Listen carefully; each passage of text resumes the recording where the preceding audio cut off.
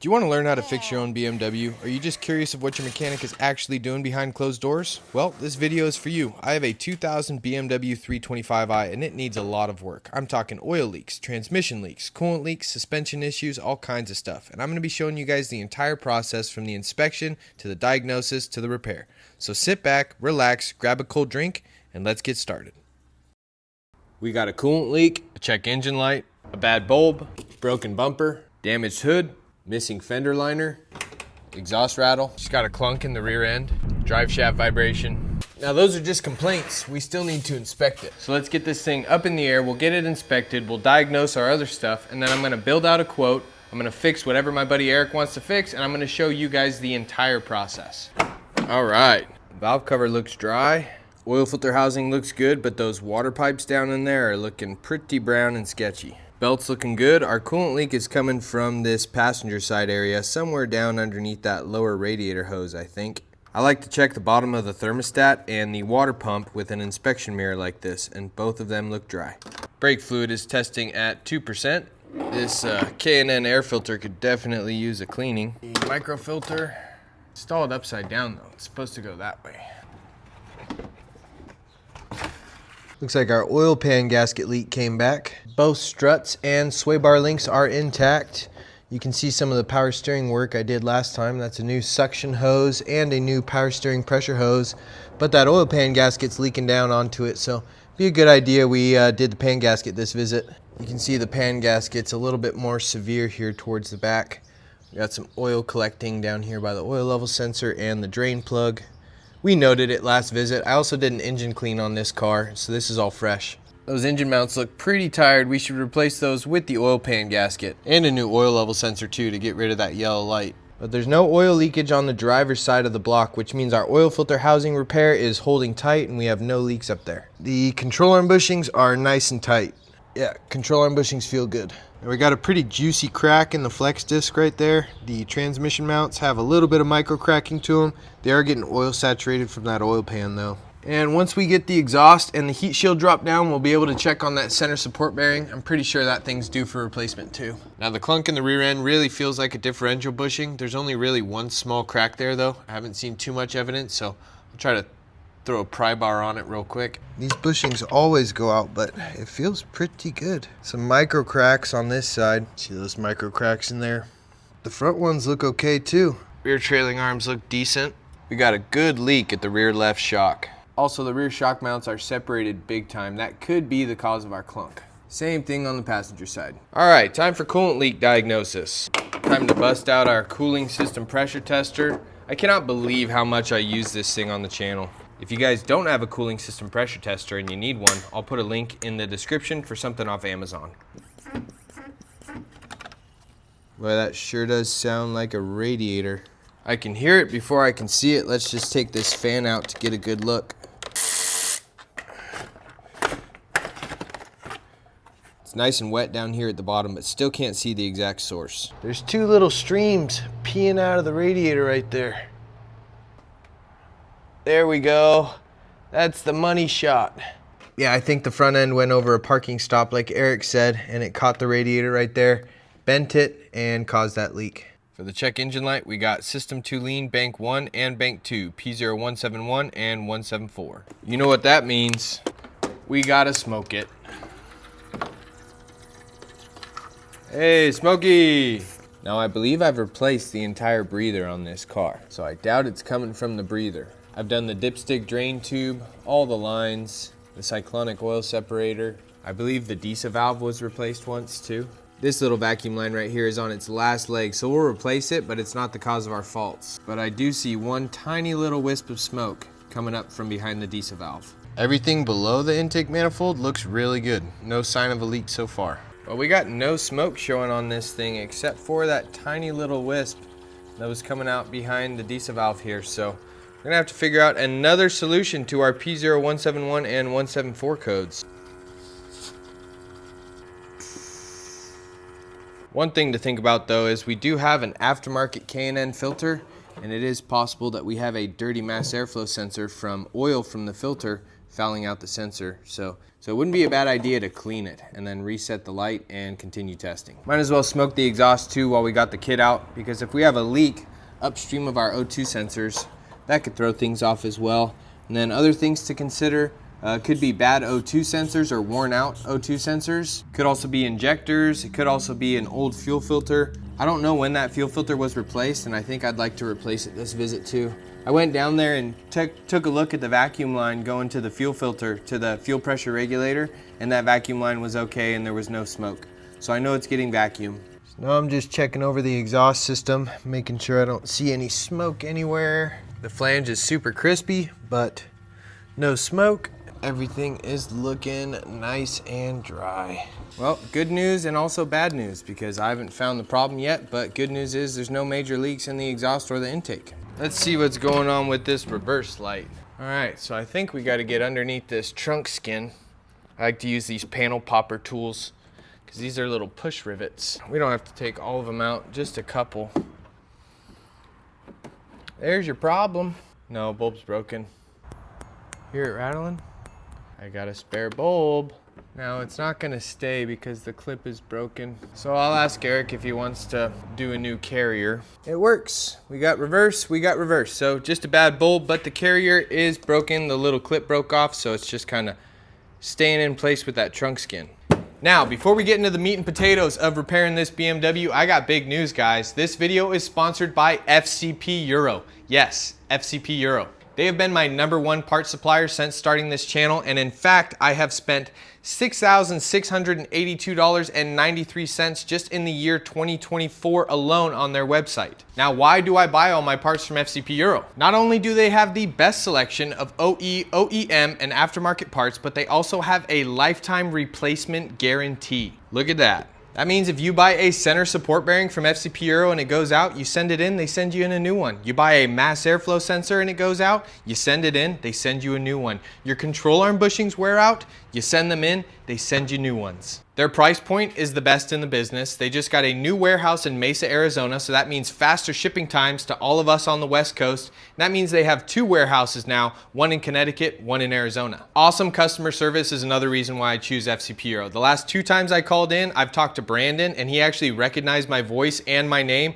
Turns out he watches my content, and he was extremely helpful. Every time I've called in, I've got an American representative, and that is just so incredibly important to me. Every time you see this blue tape in my shop, that means FCP Euro. Like that box up there for my 335i, and that box right there, and that engine oil, and that center support bearing. It's all FCP Euro. A big thank you to FCP Euro for sponsoring today's video. I am such a big fan, and I am so excited to be working together, so thank you for your support, and let's get back to work. So I've been thinking on this. I think a possible cause for the 2 lean conditions on bank 1 and 2 could be from a failed breather or cyclonic oil separator. So we're gonna test that. So I have this cheat sheet from the shop I used to work at, CMW, and it's got all of our engine variants for BMWs and Mini Coopers and what the vacuum readings should be. So to see if this cyclonic oil separator is working properly, let's fire this thing up and then check vacuum at the oil cap. It doesn't feel too much, just by hand.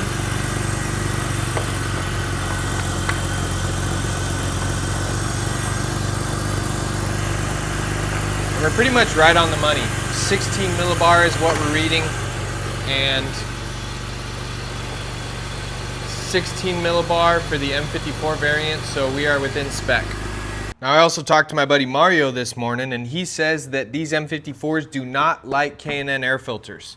And this 2 lean bank 1 and 2 has been around for about a year. When I first saw this car, it had a torn dipstick drain hose for the breather system, and it had some serious vacuum leaks. We repaired that, the car went back down to SoCal, and then while it was down there, the DESA valve failed.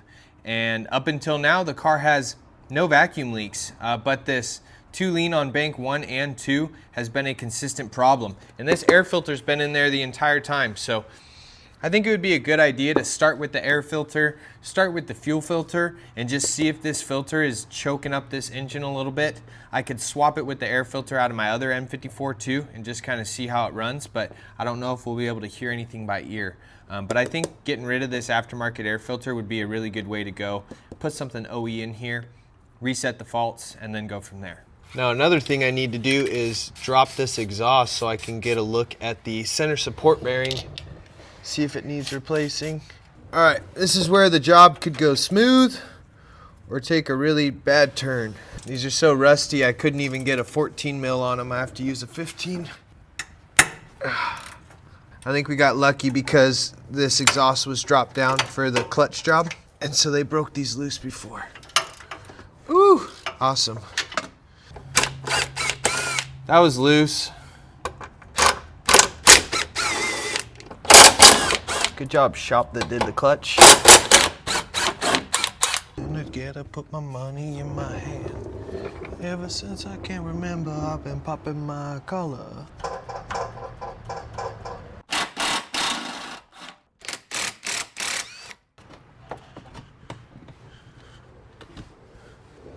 Forgot that little bracket in the front. Let me go hit that. That was pretty loose. Come on, guys. I'm gonna snug these up just to show how loose they were. Oh my God, really? Those are completely loose. Now for a little bit of context, Erik paid a lot of money to have this clutch job done down in Southern California. They did not replace the flex disc. They did not replace the center support bearing, even though those are labor offset jobs, so you should build them in anyways. Avoid problems in the future. They left this bracket loose. They left that bracket loose. Wonder what else they left loose. You gotta double check all their work on the damn trans. Now we need to pull the heat shield.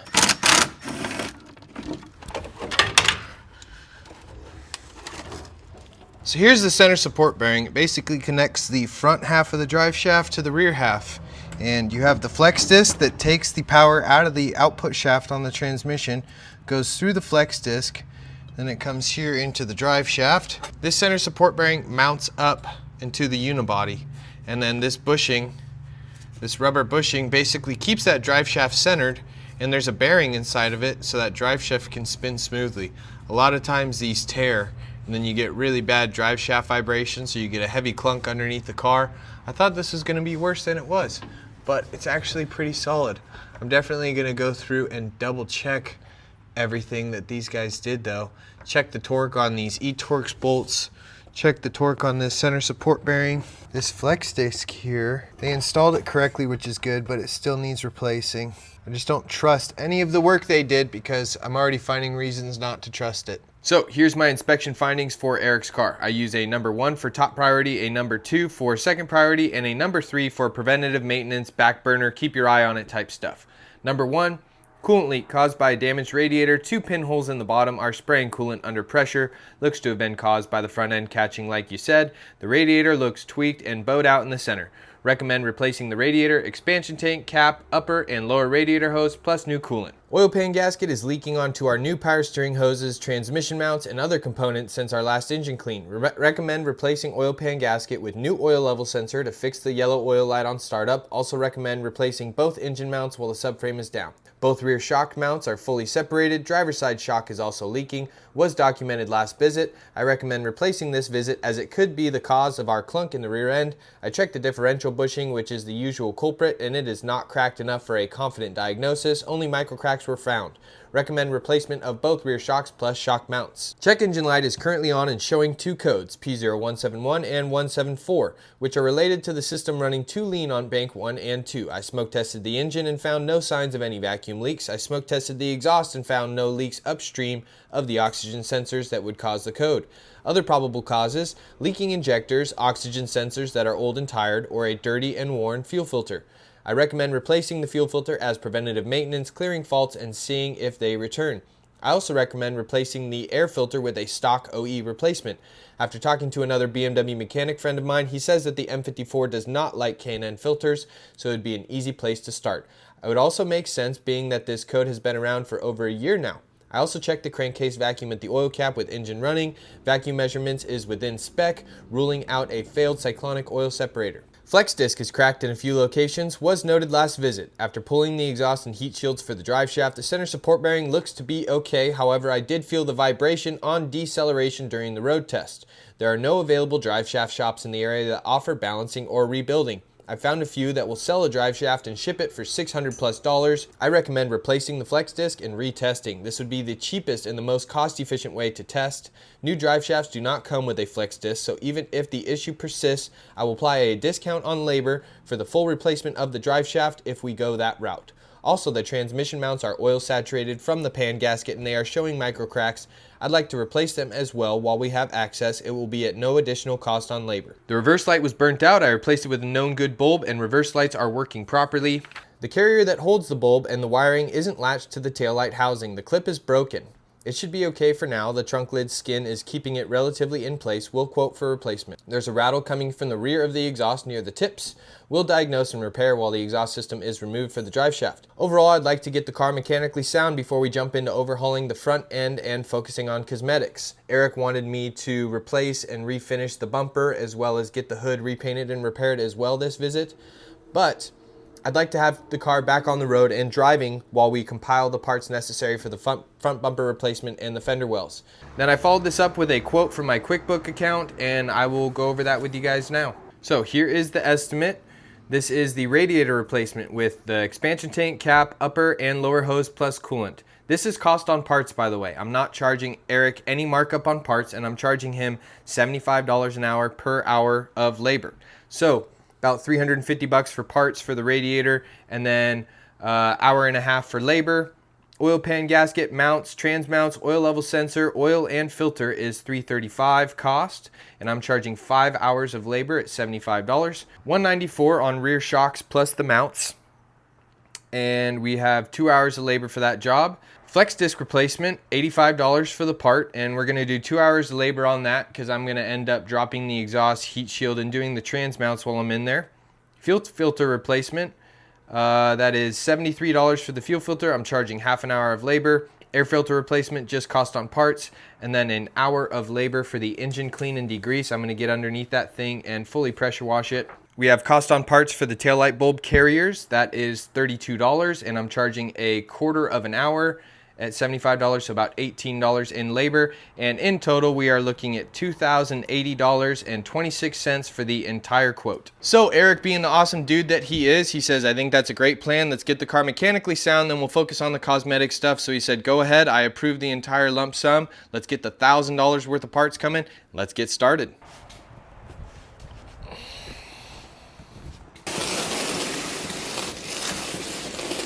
We got parts: oil pan gasket, oil level sensor, shock mounts, coolant, lower hose, shock mount, shocks, upper hose, engine oil, fuel filter, air filter, engine mounts, oil level sensor O-ring, rear shock hardware. Don't know what these are. I didn't order these. Expansion tank. I got the radiator too. Engine oil, shock bellows, another shock bellow, bump stops, trans mount, flex disc, oil, taillight bulb carrier, oil filter, more shock hardware. We're gonna start with rear shocks today. So let's get all the hardware here. Shock mounts, bump stops, bellows, rear shocks. Sage! Blueberry biscuit from John. There you go. Bye-bye.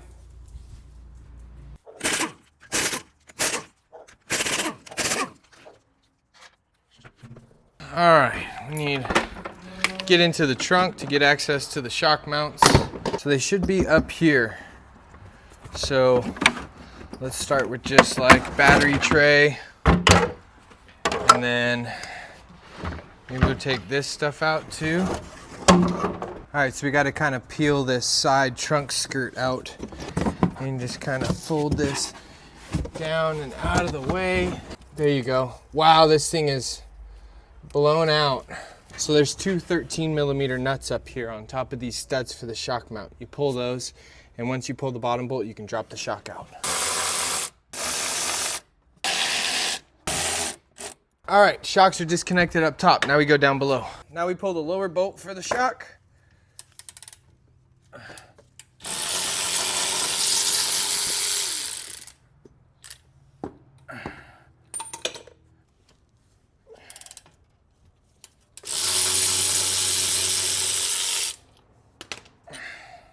So how I've done these in the past is I disassemble them. Check out how blown out that shock mount is.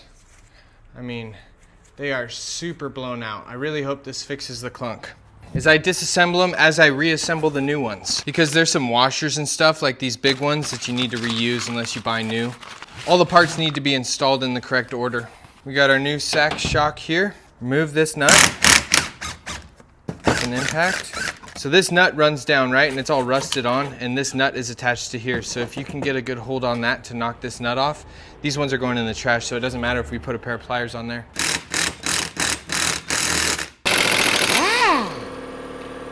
All right, we got the nut off. Let's pull this stuff off in order, okay? So we got our nut.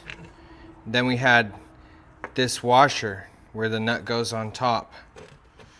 Then we have our shock mount, okay? And then we have this cup facing down. And then we have a washer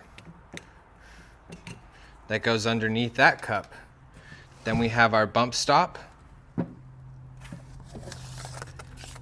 Then we have technically our billow. Luckily this thing came with a new nut. Okay, now this goes down and through. Then our washer cup. And what's important is you make sure you have that gasket too. And then this guy and our new nut. Now if you do need to grab this to get it tightened up, you can slide that bump stop down. Take a 3/8 impact, something like this, not too much force. See, just by holding it, I was able to get that nut completely bottomed out and relatively torqued down. Put our gasket that vibrated off, and then we slide this back up till it bottoms out. And there you go. That's a fully assembled shock with new shock mount, with new bump stop, with new billow, with new nut, ready to go. Got it. Slide our bump stop up. All done. Now the shocks get mounted back up. Now there's this big steel plate on the outside, and I'm pretty sure that's for this bolt to not want to pass through. We can't put them up yet because the suspension is at full droop, so now it's fully on the coils. So these actually need to go up a little bit, so let's go grab a floor jack.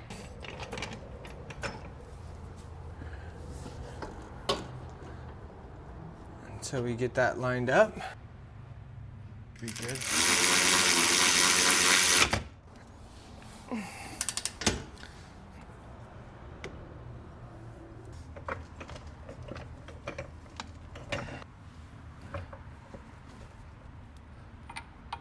Oh, look at that leg floor jack technique right there. That's pro level.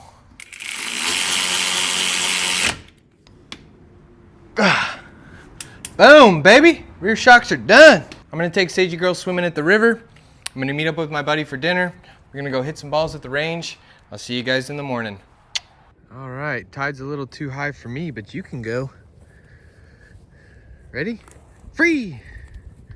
Go be a free dog. Go be a free little seal pup. Woohoo! Woohoo! Dig, dig, dig. Go, go, go. Dig, dig, dig, dig, dig. Yeah, bury that snoot. Dig, dig, dig, dig, dig. Next day, let's dump this exhaust, drop the drive shaft, do flex disc and trans mounts. Before we do that, check this out. This is deteriorated rubber from when I pulled those shocks out. This is shock mount material, which is crazy. Those things were super blown out.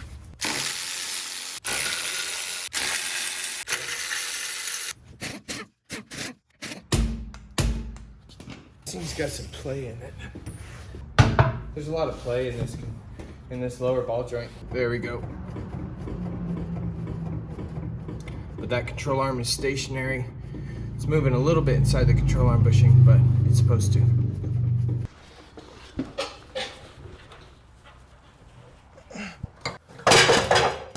That happened. Gotta keep a clean shop. All this junk came off the exhaust. Look at those beautiful shocks. So nice. All right, so to get this flex disc out, this is where I use a 1/2-inch impact gun and 18mm socket for these.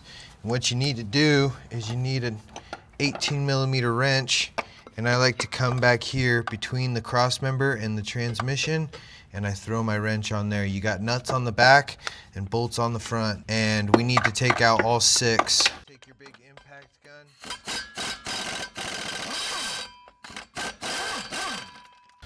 Spin. People might do it other ways, but this is how I've always done it, and I have no problems.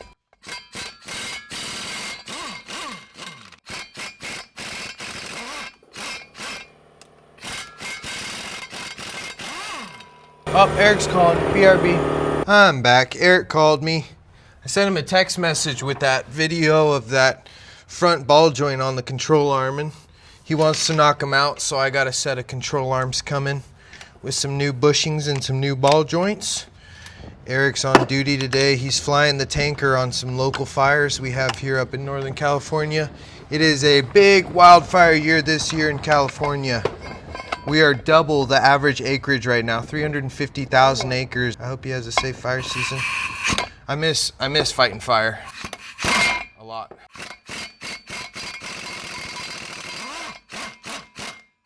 We got all that hardware out. What you can do sometimes is actually take these drive shafts and pull them back a little bit. I'm gonna grab a pry bar, I'll show you. Take a little pry bar, get up between the drive shaft and the flex disc, and it should slide out a little bit. Okay, so there's 2 nuts here on the center support bearing, 13. And this center support bearing is slotted. There's this bracketry here, and also it's supposed to have a piece of butyl tape. Yeah, it looks good. It's not torn. Alright, so by removing this center support bearing, we've now given us enough room to drop this drive shaft down and out, and now you can get your flex disc off. Do I order a center support bearing? It's kind of noisy. I'm buying a new center support bearing. We're gonna install it. I spun it, and it's got a little bit of bearing noise, and it has a little bit of lateral play, front and back, from the front bumper to the rear bumper. I'm gonna do it. We're already in here. I don't want to have to drop the exhaust again. After getting the flex disc, drive shaft, and everything out of here, I can get a lot better look. And this output shaft seal looks pretty wet, but what looks even more wet is the shift shaft seal up here. So I actually just ordered a shift shaft seal. We're gonna do it while we have the drive shaft out, and we'll order it with the center support bearing. I'm also going to order an output shaft seal, and I'm also going to order this little shifter cup in here. We have access to it. You see this ball? It has a lot of up and down play. There's this sacrificial piece in here, and they should have done it when they did the clutch, and it's a real shame. This bushing is all right. We won't get too deep into stuff and replace this bushing, but we are going to replace this insert in here while I'm here. We're going to pull this linkage out. We're going to do the shift shaft seal, and I'm going to pull this output shaft hub off, and we're going to do the output shaft seal as well, because we're fixing up an oil pan gasket in the front. We're going to pressure wash this all off. This car is going to be dry after. We're also going to do these trans mounts too. So once I do those, we'll drop this cross member out of the way, slump the trans down a little bit, pull the shift linkage off, do that seal, pull this off. I'm going to make sure I have all the tools for this right now too, and we'll knock all that out. And this thing's going to be cherry when we're done. The shifter is going to feel a lot better too, because this has a good amount of slop in it. Some 8mm nuts up there, 8mm screw, another 8mm. Let's do this fuel filter. So we got 3 hose connections here, and then this little vacuum line. This vacuum line is for the fuel pressure regulator. Oh, you got these stupid one-way hose clamps. I forgot. They're for removing but not tightening. I think I'll have enough hose clamps in my drawer. I found some hose clamps in my toolbox, so we're good to go. But if you are doing this job on your own car, you should probably buy some hose clamps. And to get these hoses off, use a tool like this. Don't go crazy with the flathead screwdriver, because you could tear these fuel lines. Now we take this 10mm off. And then we take this bracket off the fuel pump. It's just a 10mm nut, okay? And then this bracket comes down like that. Hope you have a better view now, but I busted these hoses loose here with my panel popper, and so they're broken free. And I'm getting my hose clamps prepped so I can slip them onto my hose and onto my new filter quickly, because when you pop these connections, you're going to start leaking fuel.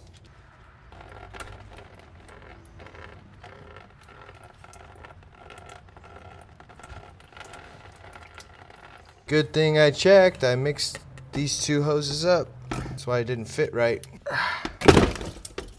Nice. That totally didn't just spray fuel all over me. That's how we want her to fit. I'm gonna rotate this some so the tag on that hose clamp doesn't touch the other hose. Fully seated. Throw our vacuum line on for the pressure regulator. All our hose clamps are tight. Throw that back on. I like to push on my hose clamps, and if I can move them or spin them, they're too loose. I wish we could jam music together, but I'll get copyright strikes if I play any music in the shop in my videos. Listening to Mac Miller right now.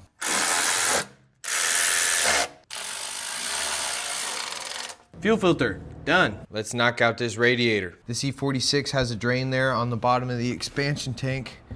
So we'll just take a flathead, and it's gonna come out of that spout to the right, which is kind of a silly design. And there we go.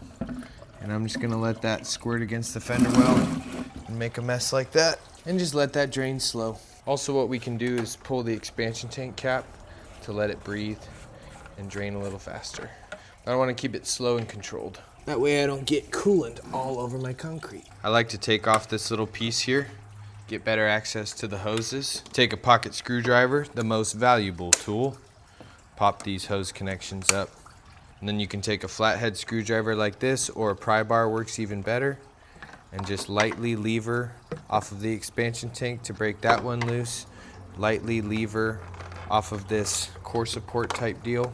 Little press on one side, go back, little press on the other, and this thing should just wiggle off now.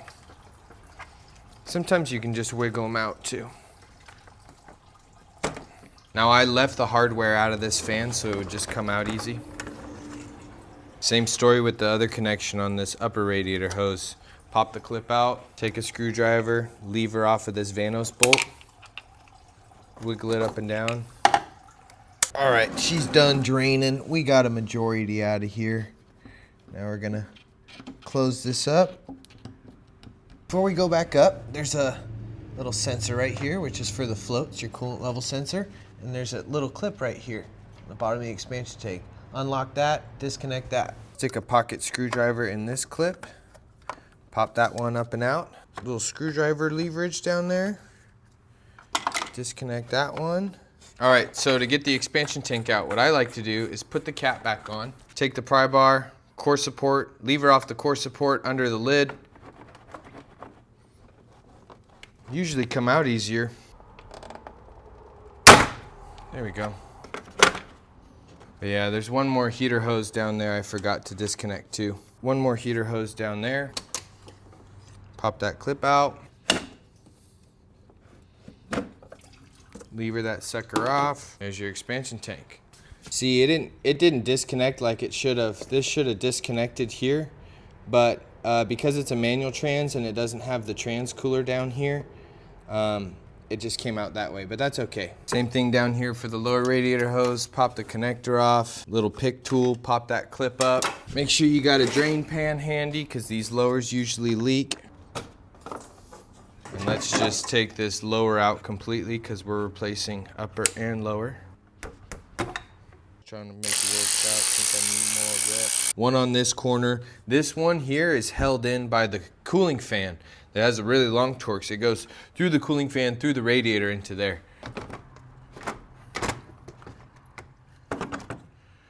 There you go. Man, this thing got busted, Erik. Check out this damage on the bottom lip. Erik guessed exactly what happened. I think he went over a parking stop, nosed into a spot. This caught, crack, smoked that thing. Oh, there's our new radiator. On this radiator bracket, there's 2 torque screws. One right here, one right there. We take this out and lift it up like that. And another thing we need to do is take this clip piece off the bottom of the old radiator. Just take a pocket screwdriver and push out these little clips. This deal. Swap this over to the new one. Now we take this thing, and on a manual trans car, this doesn't actually flow any coolant. But on an automatic transmission car, this will flow coolant. So it's important to order the seals ahead of time if you are going to be doing a radiator replacement. That's because the automatic transmissions have an automatic transmission thermostat in this piece right here, but on the manual transmissions this is blocked off. So this bracket doesn't really serve any purpose besides mounting the expansion tank. That's the radiator. She's swapped. She's ready to go. I want to clean it.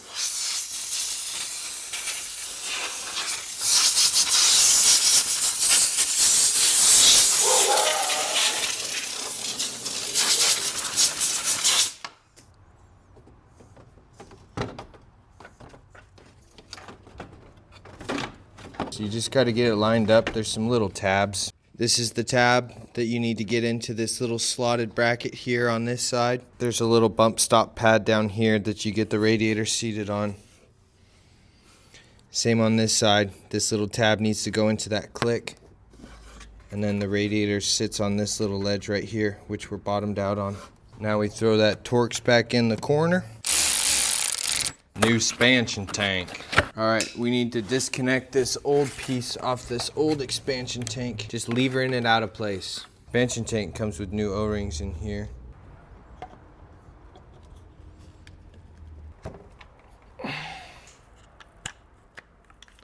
Nice, good fit. Put a little quarter turn on this drain petcock, make sure she's snug. A little bit of Sil Glide lubricant, whether it's Sil Glide, whether it's silicone paste, whether it's wet silicone spray. Just makes the hoses go on a little easier.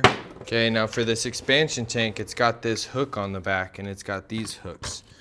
So we need to find the bracketry that those go into. Just push down. Clips back on. Gonna make sure there's no crusty buildup.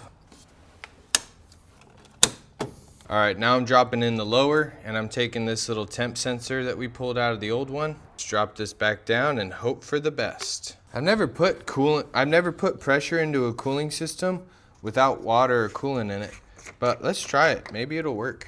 I think it's gonna have a really hard time compressing because it sucks when you think you might have a leak, but you need to test it and you end up losing all your fluid. No, I can't get it. Well, let's throw some coolant in it, and if it does leak, I'll just do my best to capture the old stuff. So to do that, we're gonna need to crack this bleed screw right here. But we're gonna leave the fan out for the oil pan gasket. All right, I got 2 gallons of premix. We're gonna pour this in until we get coolant coming out of that little bleed hole. Pressure testing cooling systems is so important, guys. Just invest in one. It's really worth it. You need to be able to put pressure into these cars to see if your repairs are good or not, because there's just too many components that can cause issues. Just pulling a hose off and putting it back on is enough to make it fail. This car is what, 24 years old? Yep, sensor's leaking. Let's release the pressure and we're gonna have to source one of those temp sensors. They have that temp sensor in stock, 22 bucks, let's go get it. I think I need to move some garbage before I can pull out though. I'm back. We got a new temperature sensor. We got a dipstick tube O-ring, which I totally forgot to order. And we got a fruit cup with chamoy, tahini, and lime. So good. Every time I see a Mexican fruit stand, I stop. They got it down. The lime, the chamoy, the tahini, the sweetness of the fruit. Best combo ever. We got to pop this one out and get the other one in. Oh, wow. Actually, lost a decent amount of coolant. Cool beans. Let's put some pressure in it. See what happens. No more leaks. No, we're good. 16 PSI. Holding. Everything's holding. And I'm going to go get some dinner and go hit some golf balls with my buddy Tyler. Wrap up the day. All right, gang. This puppy's been under pressure for over 24 hours and we are still holding at 16 PSI. So I am calling this cooling system good. Let's get the pressure out of here. Let's get dirty. We're dropping the oil pan today. But first, I gotta clean up all this mess. Step 1, pop the oil cap. Step 2, crack the oil filter. Now, I've never gone through the process of an M54 oil pan with you guys, so I'm going to try to be as specific as possible. so you guys can do this job for yourself at home too. And it is doable. I'll try to explain all the right tools and everything like that. Right now we're just getting ready to dump the oil out of the pan. You need a 36mm socket for your oil filter and a hand to take your oil cap off. This is just going to let the engine breathe so we can get the oil out of the drain plug faster, especially because this oil is cold. And I'm going to leave this in there to protect it from any debris and gently set that on top. Next step, break the drain plug loose with a 17mm socket. Let's get this drain plug out of here, start dumping the oil. That is looking really good actually. It's still got a nice little caramel color. It's not completely pitch black, and I'm the one that did the oil service last. Next we need to get the belt off. So we're going to go down here to the tensioner pulley, pop that cover off. Now if you have a mechanical tensioner, it's going to have like a 16mm head right there that you can throw a socket on and rotate it. This one has a hydraulic tensioner, so that means we need to put a 8mm Allen socket. Rotate this pulley, get some slack in that belt. There we go. We don't need to take it off completely, we just need to get the belt off of the power steering pump because we need to drop the pump. Plus you can't get this belt off without taking the AC belt off, so I just take it, just flop it up out of the way. Next step, we need to knock out that engine mount bolt, and we're gonna go down here and hit that one too. All right, so for this I use a big long 3/8 inch extension with a wobble 16mm socket. That way I can just reach down from the top and bust these loose. And what we're doing is we're disconnecting the engine mounts. Run it all the way off. For this next part, I like to use my engine support bar. Now you could do this with like a floor jack and a piece of wood, holding the engine up from the bottom, but it would be in your way the whole time. I got this particular one at Harbor Freight for $100, and I do a lot of BMW work, and anytime you're dropping the subframe, you need something like this. So if you're working on if you're DIYing a lot of BMW repairs, you need to do an oil pan, I'd just buy it. It's $100. So this is how it should look. Feet on the inside lip of this fender, hook through the center of the support bar down into this access point on the cylinder head and in the lip of the fender. This is tight, this is tight, this is tight, and then what you can do is actually give this a couple cranks just to make up for the compression in the engine mounts, especially if they're 200,000 miles old, and snug this up. We're good to go. All right, let's get the new crush washer out of our oil filter kit, and we're gonna reseal the drain plug. All right, now we can get this subframe support out of here. Bunch of 16mm bolts. All right, next let's remove this sway bar. 4 13mm nuts up here on the body. All right, once those 4 nuts are out, this will drop down. All right, and then once the sway bar is down, you can get access to the sway bar links here. I use my impact gun with a 16mm socket, and I take a 17mm wrench. I put that directly behind it to bite onto the sway bar anyway. Looks like we're gonna need more power. Sway bar can go away. All right, next I'm gonna take out this 10mm bolt that holds this high pressure power steering hose to the rack so it can hang loose. All right, next I'm gonna disconnect the power steering pump from the rest of the engine. 2 13mm bolts directly above the pulley. They are different lengths too, so just be mindful when you put them back in. Looks like passenger side is short, driver's side is long. There's one more 13, the power steering pump to the bottom of the oil filter housing. And if you look up here, directly behind that power steering suction hose, you'll see a small 13mm bolt. And now our power steering pump is loose and hanging, and that's gonna allow us to get access to these top oil pan bolts that are directly underneath it. So you just gotta disconnect it and let the power steering pump hang for this repair. And while I'm down here with my impact gun, I'm gonna take a 16 and rip these control arm bushing bolts out.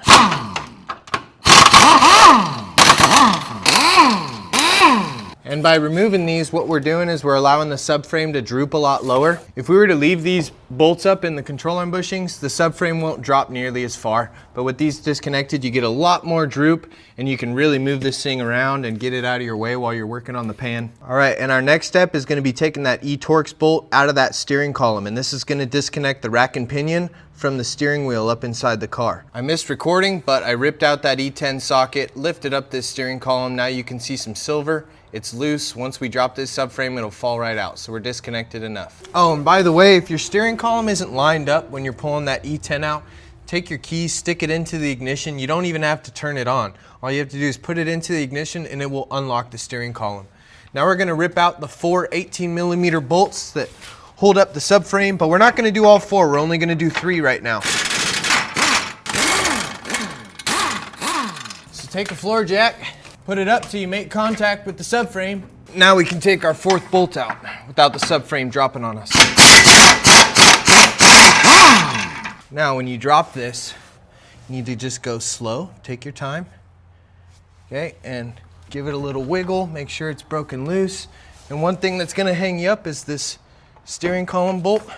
Hey, get back here, okay?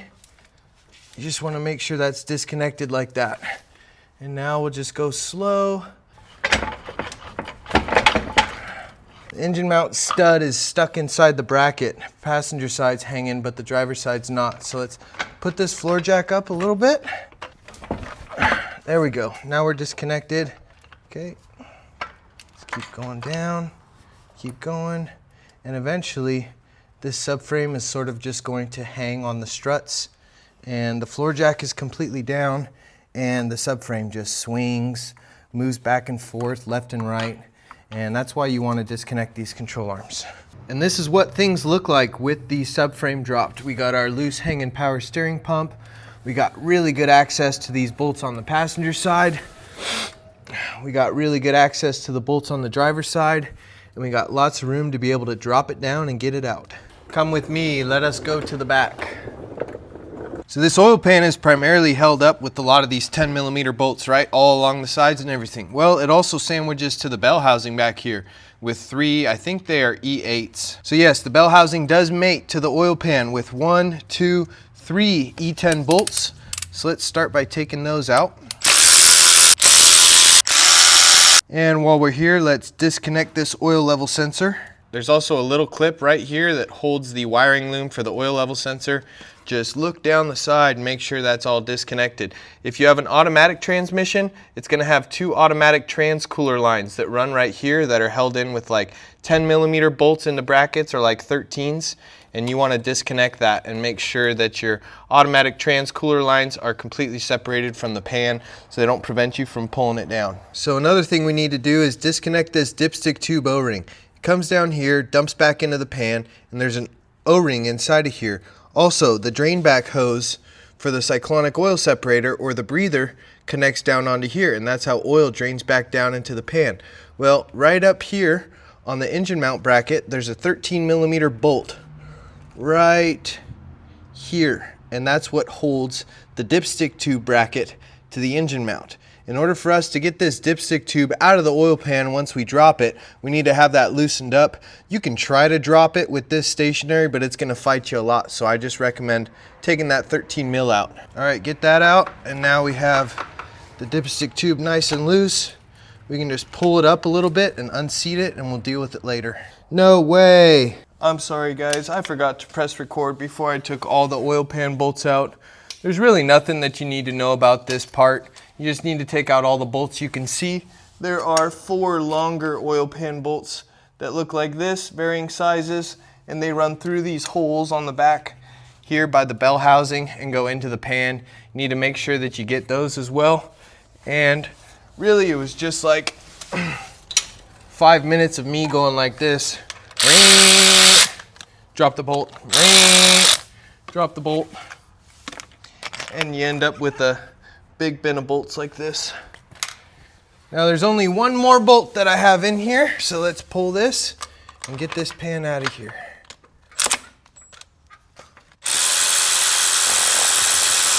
Our oil pan is loose.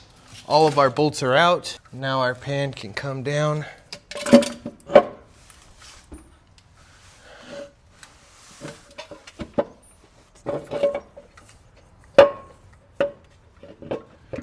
Oh! I just dumped oil all over my shirt, damn it. Oh, it's soaking into my skin. It's cold. Son of a bitch. Oh. Now the back of the pan sort of hooks into the bell housing, so I like to drop the front down, clear the sprocket for the oil pump, and then you can sort of finagle that pan out through the backside. I'm sorry guys, I spilled oil on my shirt, I took my microphone off, I went and changed my shirt, and then I finished pulling out the pan and inspecting the bottom of it without a microphone on. So let me reiterate. As far as the bottom of the oil pan goes, it's usually a good gauge on how healthy an engine is, if it's had any severe catastrophic failures or anything, or is going to, but there's no debris down here. There's no Goldschlager type material from rod bearings. You would have seen that in the oil filter. A little bit of varnish, but all in all, sludge is very minimal. Looks like a very healthy oil pan for a 200,000 mile engine. This oil pan is filthy. This is already after one round of pressure washing. So let's try to take the wire wheel to it, buff it up, because if we're doing the pan gasket, we need the pan to look clean. That way we know it's not leaking.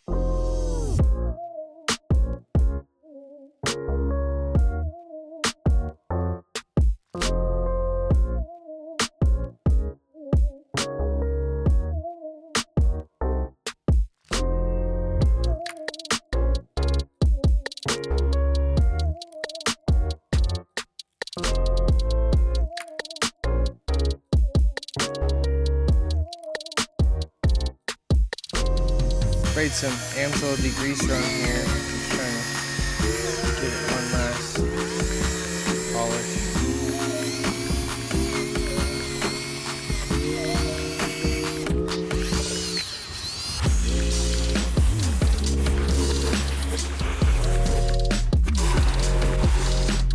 So now I'm using a fine Scotch-Brite disc on my die grinder. If you're not comfortable using die grinders, or you haven't used one before, use a piece of red Scotch-Brite and just scuff all this really well by hand. I've done this a lot, so I'm comfortable with it.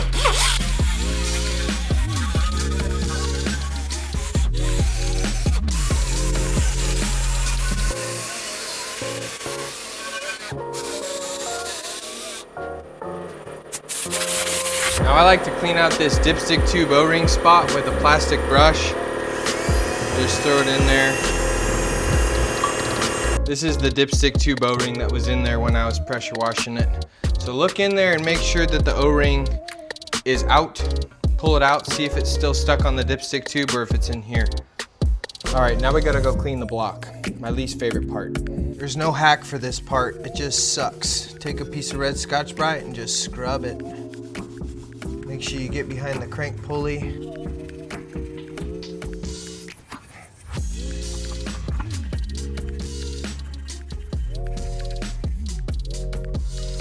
These chunks of silicone, you need to make sure all those are out. You gotta clean this pan surface good or you will really regret it, I promise. You gotta make sure it's clean or your pan's not gonna seal and you're gonna have to do all this work again.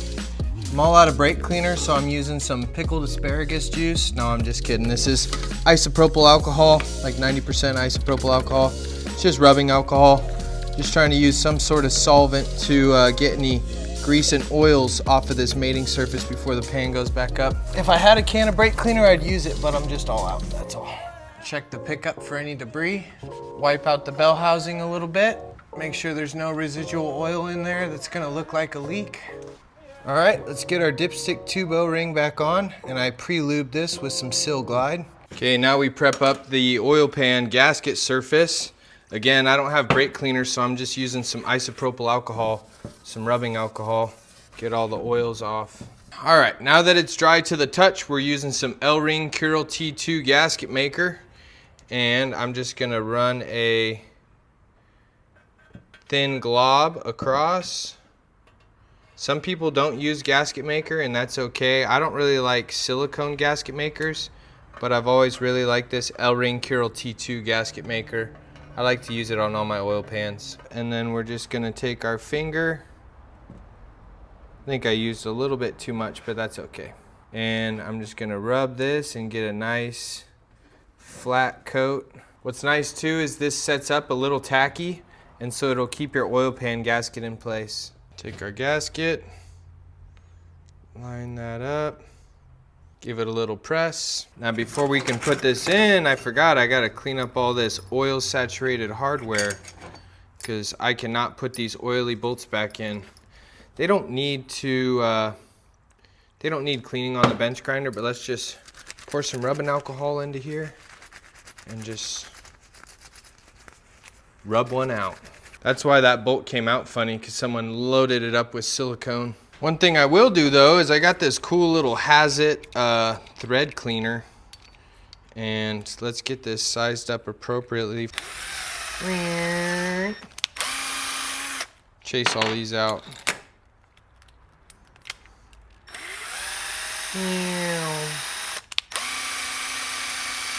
You don't want to get this pan up and have any issues with your hardware setting in. Right? You want clean threads. You especially don't want to cross thread anything into the block.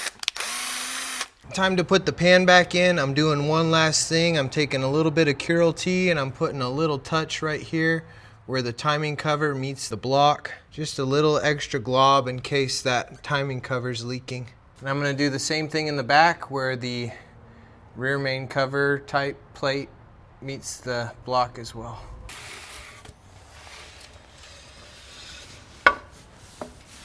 Alright, so we need to clear the oil pickup. We need to slide it forward, clear the oil pump. Now we need to line up our dipstick tube. Get the dipstick tube to drop in, then go up, and then go backwards. Now we just want to put a couple bolts in to keep the pan in place, but you don't want to tighten them up yet. Throw in a couple easy bolts. So I'm going to throw some more bolts in, but I'm not going to tighten them up all the way. I don't like how that bolt's going in. You got to leave all the bolts loose till you get all of them in, because this pan will shift and you'll end up cross-threading a bolt and you will not have a good time. All right, that one was going in sketchy 3 times in a row, so we're gonna line up this pan and I'm gonna put this M6 by 1.0 tap in here, and I'm gonna chase these threads just to make sure, because I am not about to cross thread the block. I think I just boogered one little thread. It's not worth it just to send the bolt home, guys. You gotta, if you feel any resistance, especially on an oil pan, and you just run it in and go for it, you're gonna cause more problems for yourself. And you'll have to do this job again, which this is not a fun job to have to redo. And look at that, nice and buttery. This hardware should go in effortlessly. The real reason why we don't snug all that hardware in right off the bat is, and what these bell housing e-torques do is they suck the pan back to the bell housing so everything lines up. So let's get all 3 started. All right, and now we can snug them. Got these 2 smaller long ones, and they go, they go inside these holes.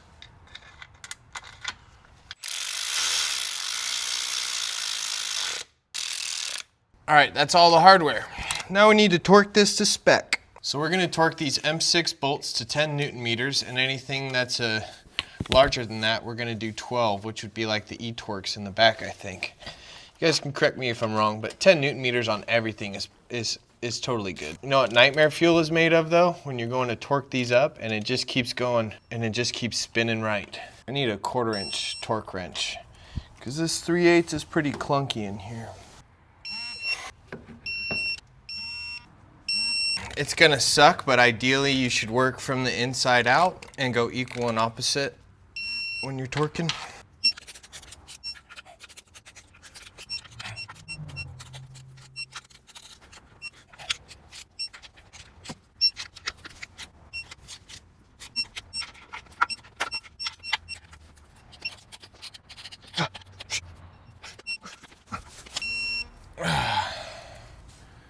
Alright guys, oil pan is bolted up.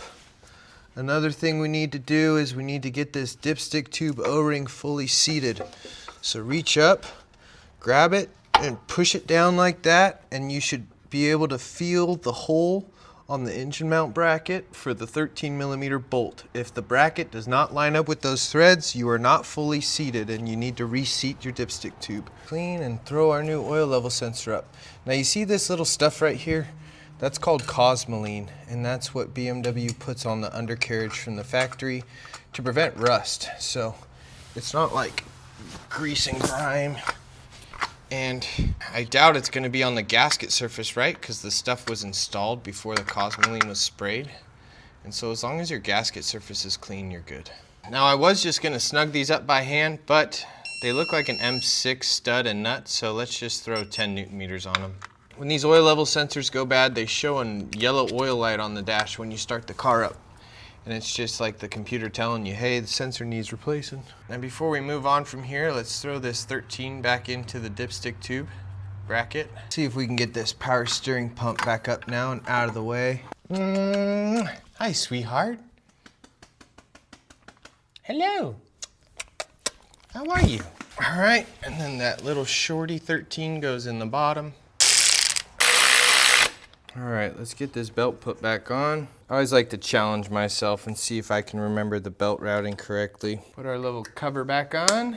I can't put the subframe up until I get these new control arms because I need the subframe down to get access to this nut that disconnects this middle ball joint. So we'll just continue doing what we can until those show up.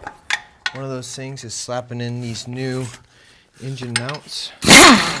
This one's definitely sagged out. I mean, look at the top of it. Big difference. It's like a 1/4 inch.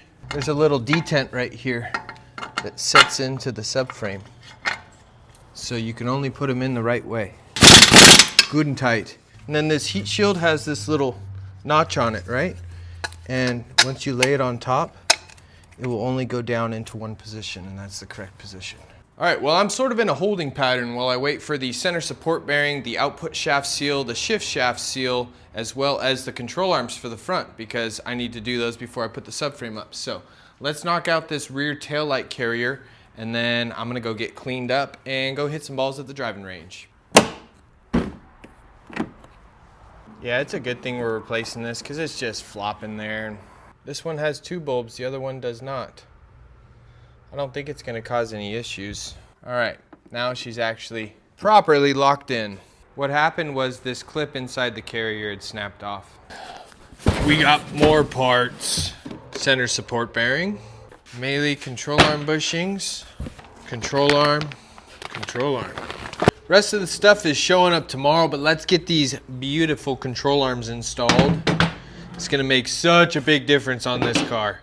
It's gonna ride really nice. So this control arm mounts up in 3 spots. One here at the steering knuckle, one here at the subframe, one there back at the control arm bushing. So what we're gonna do is I'm gonna put a floor jack underneath here to support the subframe so all this weight's not hanging just on the rack. We're gonna rip this bolt out, then we're gonna rip that bolt out. We're gonna hit that with the air hammer, drop this whole control arm out, throw the new one in, rinse and repeat both sides, done.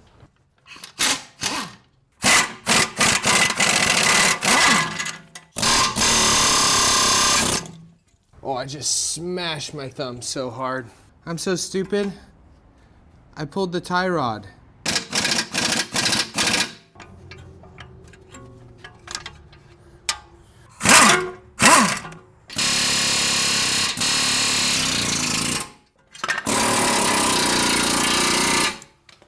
Oh, the trigger got stuck. That's crazy.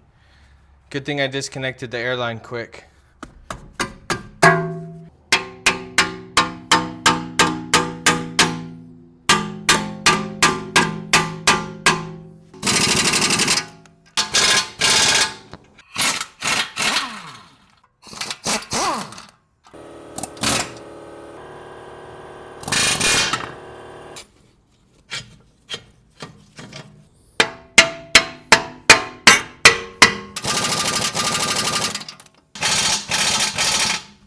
Shiny new control arms are in.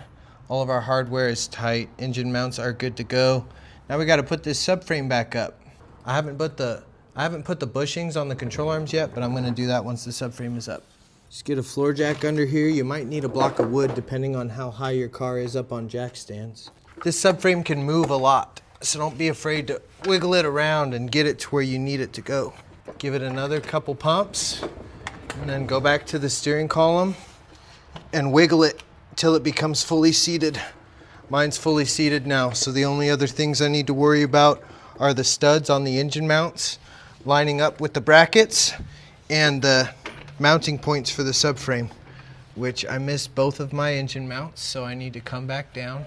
And a lot of people like to do this is you loosen the nuts on the bottom of the engine mount so the engine mounts have a little bit of movement to them, and it just helps get them lined up a little bit easier. Floor jack under the subframe like I did, and you go all the way to the engine mounts, bottom out on the bottom of the brackets. If you go beyond that, you're going to be lifting your front end of your car up. So if you're on jack stands, you could be lifting it off, so just be cautious.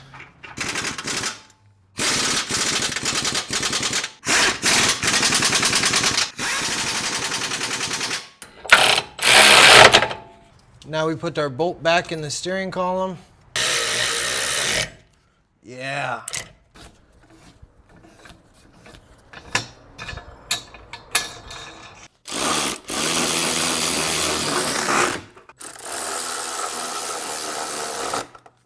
All right, engine mounts are tight, subframe is up, tight.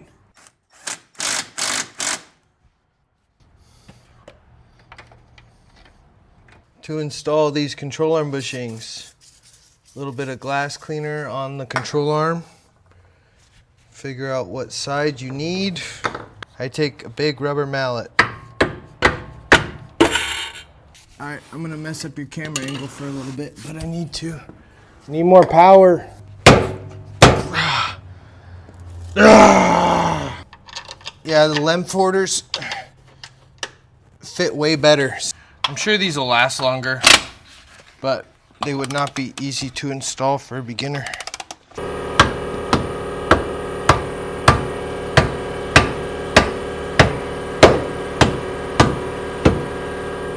That one went on a lot easier.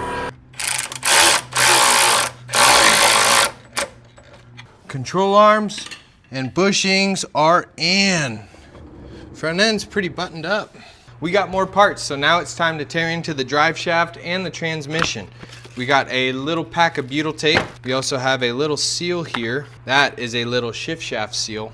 This is a bigger output shaft seal, is that little plastic shifter cup. Tighten up the shifter. Let's get the drive shaft out of the car. We'll do the center support bearing and we will do the flex disc. I really hope this drive shaft repair goes smooth, because the last time I did a center support bearing and a flex disc, that rear yoke went out and it created more vibration than I started with on the car, my E46 that I sold to Daniel. So we're gonna use a tire marker and we're gonna mark the position of that rear yoke to the differential to make sure it goes right back in the same place that I took it out from. Just make a big yellow mark. Line this drive shaft up with the input on that differential. When in doubt, get the 1/2 inch impact out.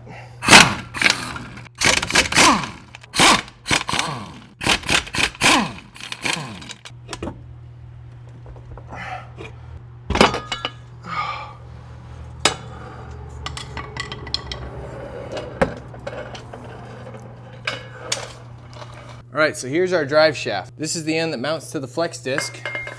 Then we have our center support bearing here, which is independently spinning, and it has a little bit of noise, so that's why we're replacing it. So this drive shaft, this center support bearing's been done before, and that's because this line is here, right? That's not a factory mark.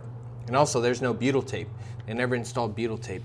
I was gonna leave this, but it has a little bit of play that way, and it's a little noisy when I spin it.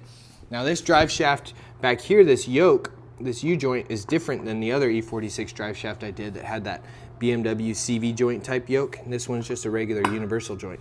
So what we need to do is we need to mark this drive shaft, which we're just going to go off these markings because they already did it, right? We'll go white mark here, white mark there, make sure everything's all lined up. I'm going to take a straight edge and I'm going to try to make a super straight line from here all the way to the splines on this yoke and then all the way up to here too.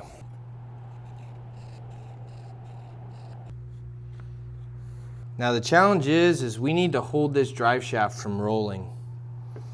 I'm afraid to clamp it in my bench vise because I just don't want to damage the actual drive shaft.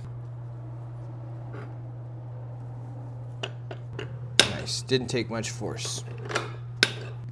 The other one I did had a nut hidden inside one of these U-joints, and it was just a different design. Bitchin', this nut is all the way back. This should, there we go, separate.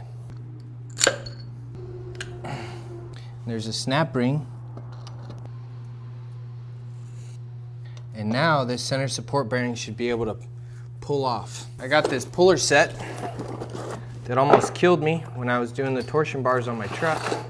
What I think is gonna happen though is it's gonna separate and I'll have to attempt pulling this twice.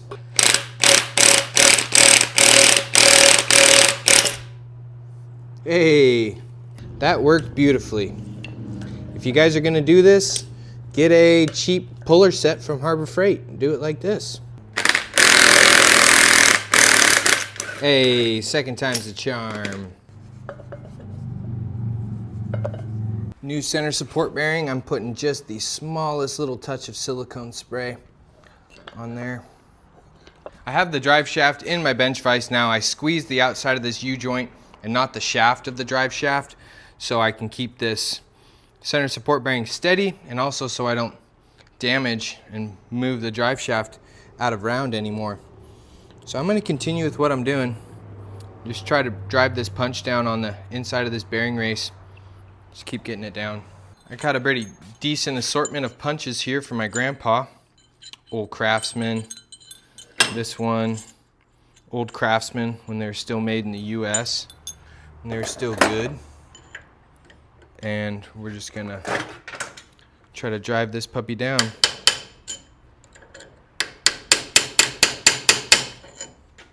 Till we can see that snap ring slot. Take our snap ring, back down, back into our slot. Look at that. Snap ring's in. Good.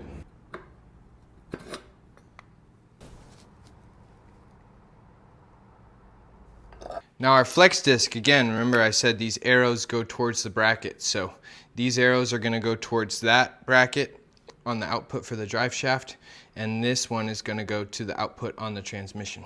Now you guys are gonna get on me for tightening this with an impact gun, but this is how I've always done it. It's never steered me wrong. It gets plenty of torque, but not too much, and that's how I'm gonna do it.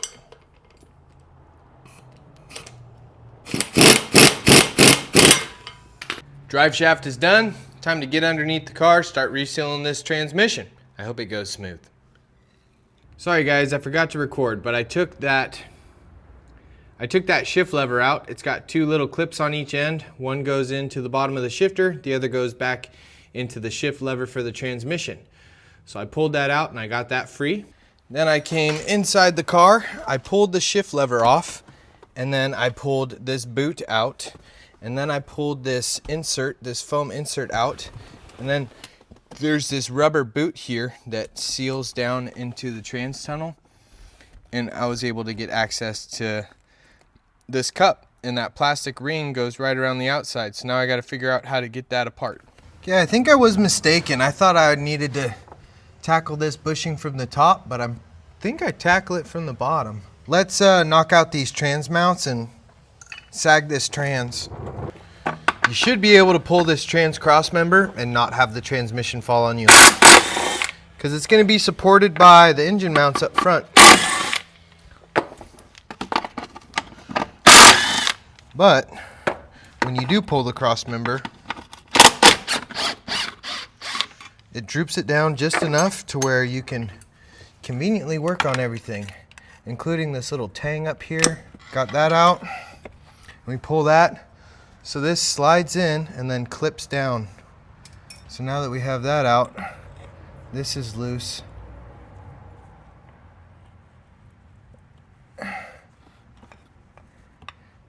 I pulled that out of its slot. I pulled this out of the bushing back here. I can if I have to. And she's coming all the way out. we'll separate it on the bench. We just need to remember the orientation. So the bottom has this little kick that goes towards the rear. What I'm gonna try to do is I'm gonna hold this pivot arm and I'm gonna try to just, there we go. Shifter deal needs to come out, so maybe we can just like knock it out from the top, you know what I'm saying? Now I'm gonna just try to take a hammer gently and try to knock this plastic bushing out of place. Because it's got these two clips, but I'm not gonna be able to disconnect them. There we go. Now, like I said, Erik did not approve these repairs. I'm trying to order up small little stuff that's going to make a big difference while I'm in here. I'm not trying to make his repair bill crazy high or take money from him, but if we're in here doing work and we got the transmission mounts pulled down, we got the drive shaft out, we might as well try to do some little stuff.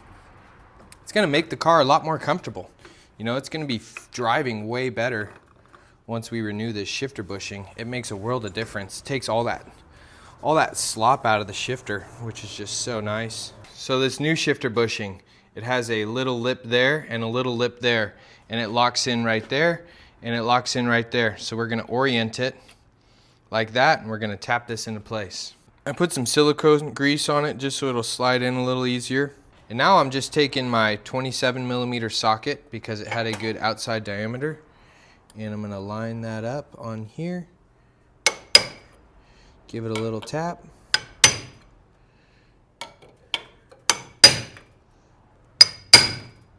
There we go. All right, now she looks nice and locked in. There we go. I'm just gonna grease this up a little bit. Now before we put that back in, we got to replace this shift shaft seal. And that pivot arm connects above the shift shaft, so we might as well do this before we put it back in. Now there is a snap ring on here. Good way to stab myself in the hand with a pick tool. That's why it won't come out. All right, snap ring, pin, shift lever. Now we got to try to get that sucker out. Now, picking out seals can be dangerous work. If you scratch the housing, your seal might never seal good again. So I'm gonna try with some pick tools first. Some people like to put screws in, but this is pretty tight for a screw. And then another thing that some people like to do is take a screwdriver and tap one side and try to knock it out. And that's what I'll try to do. All right, that's knocking it back and the bottom isn't really kicking out. So we're gonna stop there.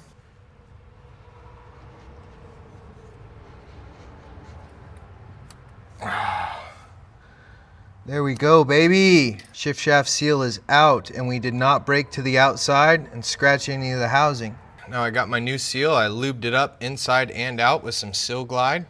Gonna drop it back over our shifter. Now we try to find a socket that fits over the shifter, which we're not going to be able to do, so we're going to have to tap this one on by hand. So I grabbed a couple sets of punches, and when I use my tiny hamster, sometimes you got to try to get it started to where one end doesn't pop out when you hit the other end. And I like to listen for the same noise, right? Because you can hear when your punch is bottoming out on the transmission housing. And so I just listen for the same auditory signal from all sides of the seal. I'd say that's good. Now, before we put that arm back in, we're gonna do this output shaft seal. I've never done this one, so let's figure it out. So first thing I'm gonna do, I just bought this socket just for this job, and it's a 30mm deep socket. So let's throw the impact gun on there. Take this hub off. I don't know if we'll need a puller. Wow, it's quite loose. Looks okay though. Now this seal has a big gap here where it mates onto there. So it's gonna give us a lot of room to get it out. And there's a seal behind there too. There's two seals, so you gotta be careful. But this seal puller is really handy, especially when you have a recess like this. Let's see if I can sneak it in Get it in just behind there. Make sure I'm not scratching the wall. Oh yeah, look at that. Right tool for the right job, guys. Came out absolutely perfect. I'm just gonna wipe this out, get all the old grease out of there. All right, I got this new seal prepped. Seal glide on the inside and the out.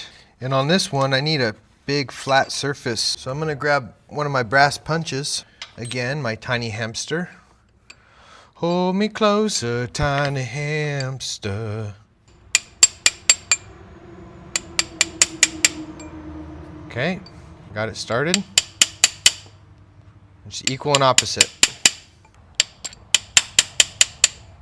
Uh-oh. That went too far. Hopefully I can knock it just a touch too far. I want this seal pretty flush, but you know I can't really go back. If I put that seal puller in it, it's gonna damage it. Alec, you wanna do this? Okay, I can gently pop it out and retry. Okay, thank goodness I lubricated it. I went in a little bit too far. This seal was pretty flush when I took it out. So I want to install it back into the same orientation that it was. And see, I'm hanging my brass punch out of the seal onto the trans assembly. So as I hammer it in, that outside lip is going to keep me from going too far. And then I'll have an equal depth all the way around. Seals can be fun and they can also be scary. All right, let's put our output shaft back on. Our big fat nut. Good. No more leaks back here.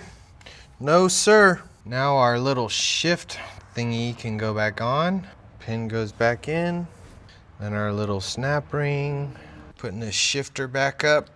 Sliding this arm back into this bushing. Okay. Try to lever that clip back down like that. Now that clip is locked in. Drop this shaft back in. Little washer goes on there. Little washer goes on here. And we have two clips that are the same. This clip goes on there. That clip goes on here. And that is looking good. And before we finish up down here, let's do some transmission mounts. These ones aren't too bad. They're showing some signs of micro cracking. They're also fluid saturated from this transmission leak. You don't have to take these nuts off all the way. And then you can slide the whole cartridge out. Now, take notes of these little pins right here. Those pins are what slot into these slots on the transmission. Rip these trans mounts out. The bottoms have this little cutout, and that fits there onto that bracket, keeps them from spinning, just like that. Actually, the pressure washer's still outside. I'm gonna go whack this off real quick. Got a nice clean transmission mount bracket. Slide her on up. Look at how strong I am.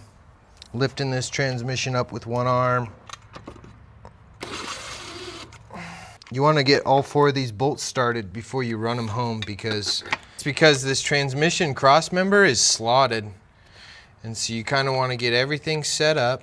Everything is settled and where it wants to be with this. All the way forward. All right.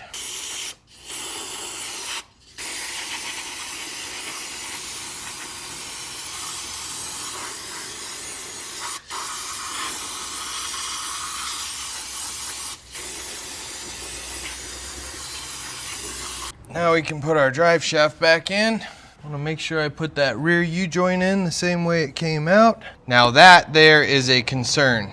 I must have put the center support bearing on backwards. Okay, I checked the footage and I don't need to disassemble this. It's in the right position. I think I just slipped this piece of the drive shaft in too far when I snugged it down, so I'm gonna break this loose, slide it back a little bit, 1/4 inch or so, and give it a go again. All right, she lines up. This coolant jug pillow is pretty sick tech, just gotta say.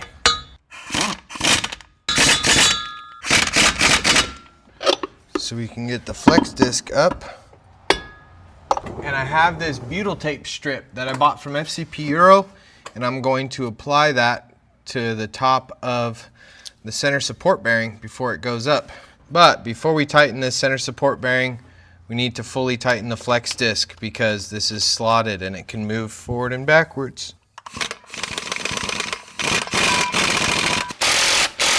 Before we put this exhaust up, we need to check the fluid level inside this transmission. You know, this shop that did the clutch missed a lot of things, and you're supposed to do a transmission service when you do a clutch. I just want to see if they have adequate fluid in here. Fill this until it leaks out.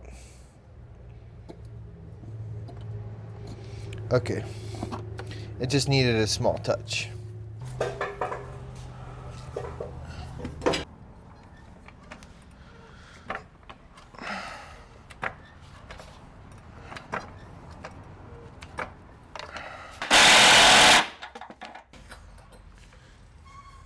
Here's a blueberry treat from John. You want it? There you go. Bye-bye. Thanks, John. Okay, now I need to put this little alternator cooling duct back in. Isn't that crazy? BMW uses a air-cooled duct for the alternator. And we are pretty well buttoned up down here, guys. I mean, I don't see too much else to do. Let's put the fan back in, get some fluids back in this thing, and keep on rolling. Let's get this subframe reinforcement back on because I'm going to be test driving this car. You don't really want to test drive them without these. They're pretty important with tying the subframe back into the body. Now before I put oil in it, check out this pan gasket surface. We got a lot of Cural T spilling out, but this thing has been curing for like 4 days. So we're going to have a super tight bond on that gasket surface. So now we can finally put some oil back in it today.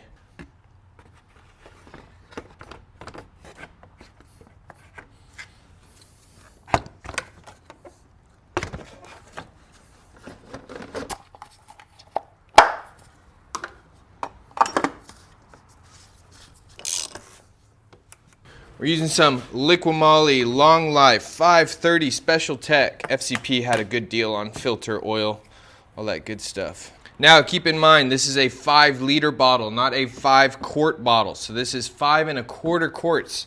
If you were to put 7 liters into this car, you're gonna overfill it. So always double check when you're using European oil to see if it's liters or quarts. Okay, now the airbox goes back in. There's a small vacuum line back here that I said I was going to replace. Let's get that replaced. Let's get this K&N out of here. Let's go back to an OG Hangst filter. All right, let's throw a towel down here. We got our CRC mass airflow sensor cleaner. Throw our straw on there, and it says basically just spray out the sensor, spray out the hot wire, but don't let the straw touch it. And I'm just going to overall spray all the plastic, try to hit it really good from all the angles. Crack the bleed screw, and we're just gonna fill until we get a nice flow out of that bleed screw hole. Shouldn't take too much. So last time I just filled it up and pressure tested it, I didn't get good solid flow out of the bleed screw. Good, oil's good, coolant's good, brake fluid is good. Power steering fluid is good, oil cap's tight, radiator cap's tight, oil filter's tight, trans is good. We're good. Let's clear faults, fire this thing up. Okay, so before we fire this thing up, I just want to go through all the systems that I touched. I replaced the air filter, I cleaned the mass airflow sensor, I plugged that back in. I replaced this vacuum line, I refilled oil, I topped off coolant, I replaced the expansion tank, the upper hose, the lower hose, the sensor, the radiator. I took the belt off. I removed the power steering pump, I took the oil pan off, I replaced the engine mounts, I put the subframe back up, I replaced the control arms, I also replaced the transmission mounts, I replaced the center support bearing, the flex disc, I dropped the whole drive shaft out and put that back up, I touched the entire exhaust.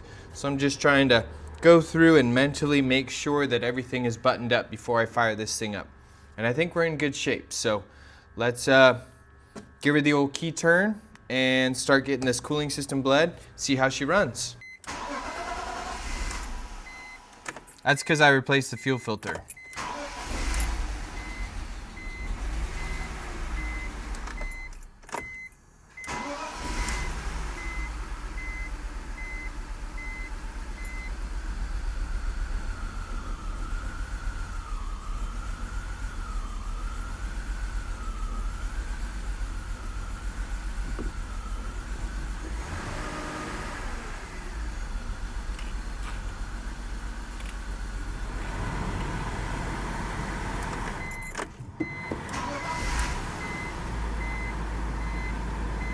There we go. That surginess is gone. I think we just needed to get some fuel pressure built up. She's idling really smooth. I have the AC on full blast, heat on full blast, and I have it on defrost. We're gonna let the car run that way, and then I'm gonna check the defroster vents to see how hot the air is getting. That's how I'm gonna determine whether I have all the air bubbles out of the system. So far, she's running really good. I think she's honestly running better than before. So I'm gonna let it idle while I get the rest of the wheels put on. Now I'd like to see this car aligned and have the tires balanced, but the tires will be due in about a year, so when Erik gets new tires, I'm gonna tell him to get in alignment. Sometimes even when I do control arm bushings, I still align the car because, you know, a car's driven for 60, 80K on worn out control arm bushings, the alignment's gonna be out. Hey, beautiful tomatoes. Can I set this here or no? Yeah. Okay. My neighbor just brought me all this produce from her farm because they're going out of town. I got green onions, squash, potatoes, cucumbers, zucchini, parsley, dill, all kinds of good stuff. I got cool neighbors. So she is fully up to temp. We have the AC on max heat, max flow on the defroster setting. And if I put my hand up, it's not very hot. So what I'm gonna do is I'm gonna hold the RPMs up between like 2,000 to 3,000, and I'm gonna wait for that defroster to get hot. Because once the defroster's hot, see right there, it's already increasing in temperature and getting really hot. And what we're doing is we're working the bubbles out of the heater core. Once your defroster's nice and piping hot, you know you have hot coolant flowing all the way through into the dash. And I do this until it's hot enough to where it feels like it's almost burning my hand, and I know we got max temperature. 196K. That is nice and hot now.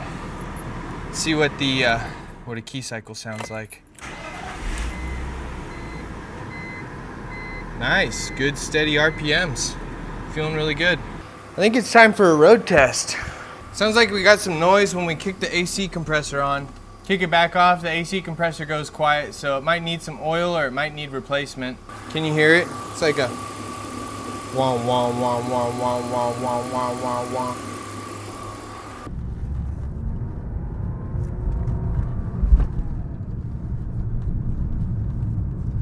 That steering wheel is off, but it's tracking straight. What we'll do is we'll straighten the steering wheel when I get back.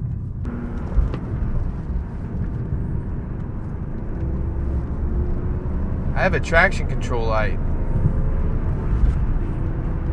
but 75, 80 feels good. I don't feel any heavy vibrations in the car. I would like to get these tires balanced. I think that would clean up the drivability, or just fresh tires in general.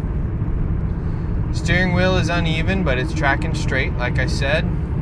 The traction control light flashing though is odd, but messing with those wheel speed sensors makes perfect sense. Yeah, 80 miles an hour. Let's see, 80, decelerating on a downhill, which is usually a culprit to get drive shafts to go. Feels pretty good. Just got a lot of vibration coming up through the road. And I think this thing needs some fresh tires with a fresh balancing. Now the DSC light and the brake light are on. But that's been happening to Erik. He's been getting intermittent brake light and DSC light, and you know what? That's the same exact thing that happens on my E46. And it drives me crazy, and I don't know what the solution is. He says he just lets it sit for a little bit, it disappears. Same thing on my car. I really want to diag this DSC and brake light issue further, but it's just really frustrating. I spent almost $1,000 on my ISTA setup. It does not read the VIN on my E46. And it also doesn't read the VIN on this E46. Also, this E46 has a manipulation dot on the gauge cluster, so I think the gauge cluster was replaced at some point.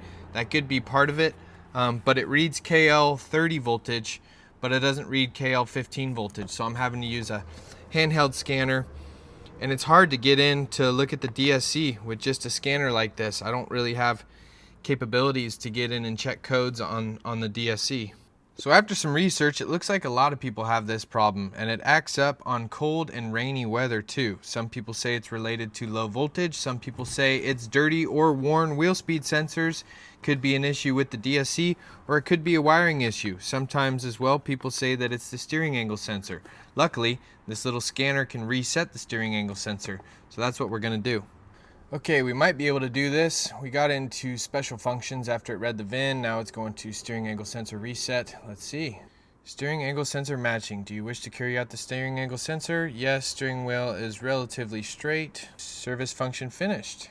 I was able to get into DSC codes through that steering angle function. So let's see what we got. ABS DSC CAN connection to instrument cluster. Okay, I think this instrument cluster was changed, so that might be an issue. ABS DSC steering angle sensor. Okay, I just did a reset on that. VIN number different. So see, that's one of our big issues. Steering angle implausible, steering angle sensor internal. So now we can go in here and clear the codes out of the DSC. This is awesome. I did not know that this tool could get into there. And also our traction control light and brake light went off once we did the steering angle sensor reset like it just did. So let's disconnect, fire the car up, and see what happens. And there was no wheel speed sensor faults in there, so we know that's not the issue. Hopefully, just that steering angle reset should fix everything up. We'll test drive it some more and see. All right, gang, car is back up in the air. I'm gonna show you guys how to straighten the steering wheel.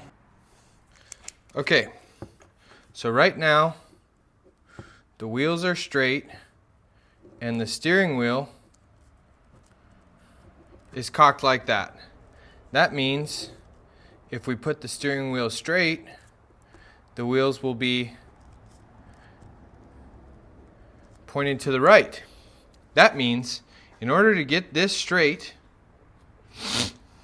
what we need to do is we need to push this tie rod out and we need to pull this tie rod in equal distances. Does that make sense? I take a tire crayon and I mark a line on the threaded portion of the tie rod and the outside portion of the tie rod. Now this tie rod needs to push out and that side needs to suck in. So that means I'll put a 13 on here and I'm going to expose more threads to push that tie rod out. And I'm gonna put it to where that tire crayon is just barely invisible, and I'm gonna call that a half turn. And then we can take our wrench, our 24, looks like it's a 24 and a 13. Now sometimes these will spin when you tighten them. It's not spinning right now, just be slow with it.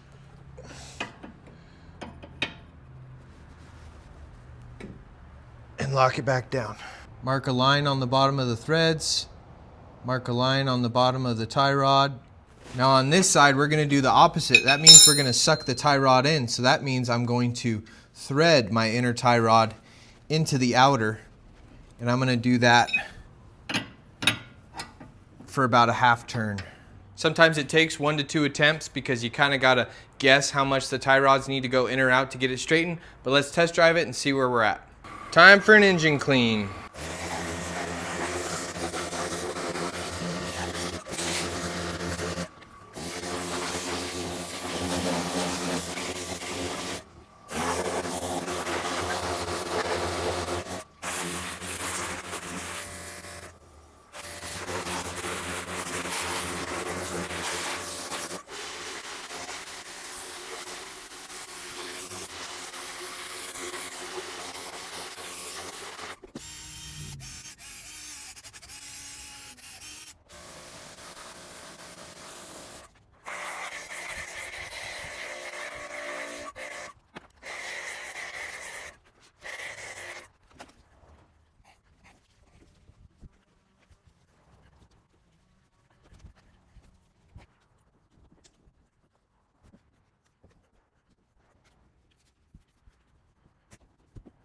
After getting the car cleaned up, I took it to Les Schwab the other day and I got the tires balanced. It was going to be about 80 bucks, but they ended up doing it for free. They told me that all 4 of these wheels are bent, with the rear left being the worst, but they got them all to zero out and the car's driving a lot better. We still have some vibrations at highway speeds, but it's due to those bent wheels. On top of that, the alternator started making some noise, so I called Napa, who I bought an alternator for this car from last October, and they got a new one in stock for me today, so we're going to pull this out and get it swapped out. The third thing, the check engine light came back. We have a P0171 and a 174. 2 lean on bank 1 and 2. I'm going to throw the Ventus in here real quick, and I'm going to show you exactly what I found. If you remember, I had a small wisp of smoke coming out from behind the DISA. So what I did is I pulled the DISA valve and I took the cap and plug from the Ventus set and I plugged up the intake manifold there. So the DISA valve was replaced with a BMW DISA, which is good to see. I checked to see if it was leaking through the vacuum pot, and what you can do is you take this little blade here and take this finger, put it over that little hole on the vacuum pot, and it should hold. And if you let go, it should spring back into place. Now I'm doing this because Erik has invested a lot of money in this car, and I sure as hell am not going to charge him over $2,000 for some work if it's gonna leave with the check engine light. I saw that tiny little wisp from behind the DISA valve, so I took it out to get a better look. Let me show you. So on these M54s, they have this vacuum line that runs from the brake booster down here to this little piece right here, which they call the sucking jet pump. And it has a little one-way check valve in there, and you see that little wisp of smoke coming off of the bottom corner? That's where our little wisp is coming from. So I wiggled this around and I was able to aggravate it, and that leak did increase. And another interesting thing too is when I pulled that hose out of the brake booster, I could actually see a small little wisp of smoke from the Ventus smoke machine inside of there. So I'm pretty sure that that one-way check valve is faulty, and we have a slight vacuum leak from there. So I ordered up a new sucking jet pump, which is just the bottom section of the hose. And so when that comes in from SCP Euro today, we're gonna get that replaced. Until that shows up, let's get this alternator out of here.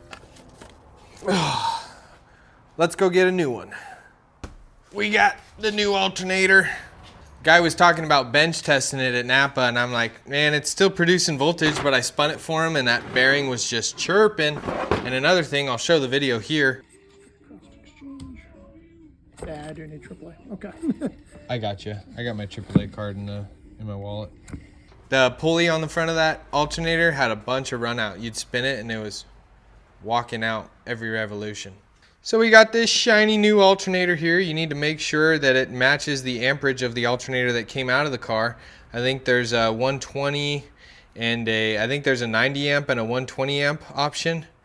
I think, correct me if I'm wrong, but always make sure you match that. Another thing I'm trying to do is Erik wants his sunroof cover back. There we go. A little pick tool. Nice. That'll be a lot quieter for him while he's driving. I was gonna open the sunroof and chase all the sunroof drains out because we thought that it was a moisture issue causing that DSC and brake light, but we know it was the steering angle sensor, so sunroof cover's good enough. We're gonna save that for another day. My sucking jet pump has arrived. Let's put it in.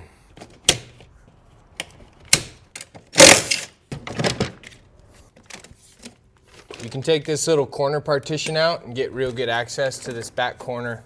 Anytime I have repairs back here, that's what I do. So just take this little quarter turn out, that one, and then you wiggle this piece. This is our vacuum to the brake booster. Also, we can disconnect this vacuum line to the fuel pressure regulator. All right, so there's a torque screw that holds this bracket. That mounts that sucking jet pump to the manifold.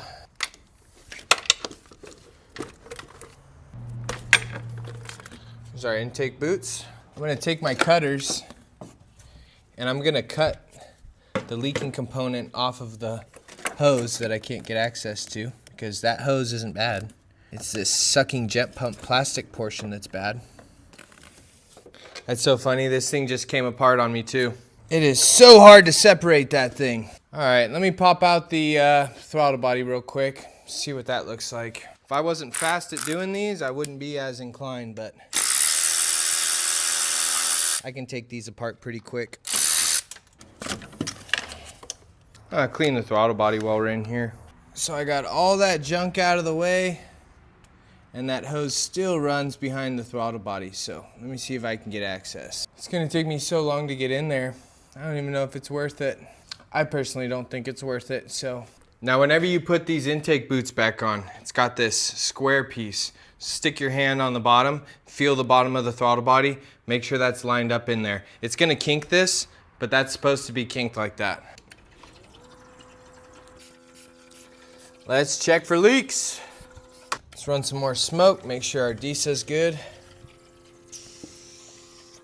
Now that vacuum leak at the sucking jet pump was really small, but it was still a vacuum leak. You never know how severe it's gonna get as things warm up and expand. And it's the only thing that I have to go off for this P0171 and 174. It's the only thing I got, so I gotta go for it. Okay, no faults. Let's fire it up. Hear how she sounds with that new alternator.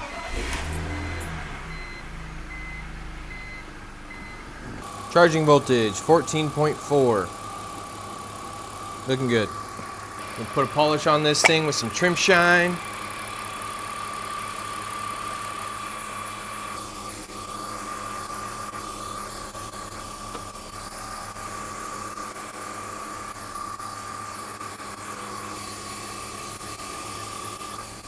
Almost 200 miles. That's how much I've road tested this car to get it back to Erik and to shake everything down. And guess what? Check engine light came back. P0171 and 174. 2 lean on bank 1 and 2.